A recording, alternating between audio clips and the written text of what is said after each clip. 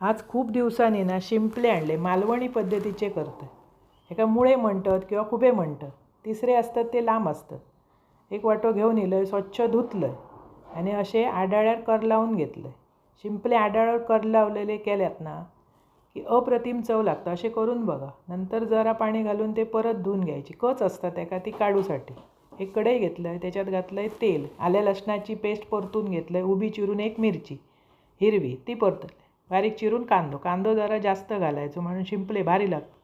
वरसून घातलं आहे टॉमॅटो एक चिरून, तो पण परतून घेतला आहे. 4-5 कोकमा, टॉमॅटो असलो तरी कोकमा घाला म्हणजे एकदम भारी लागतं. वरसून हळद, गरम मसालो आणि लाल मसालो म्हणजे तिखट परतून झाल्यावर शिंपले घातलं आहे. गाळून थोडा तास पाणी घातलं आणि व्यवस्थित ढवळून नंतर मीठ घालायचं. शिंपले जरा मुळात खारट असतात, मीठ बघून घाला आणि झाकून शिजवायची. वाफेर मस्त शिजाने येतात. भाकरी बरोबर, चपाती बरोबर एकदम भारी लागतं.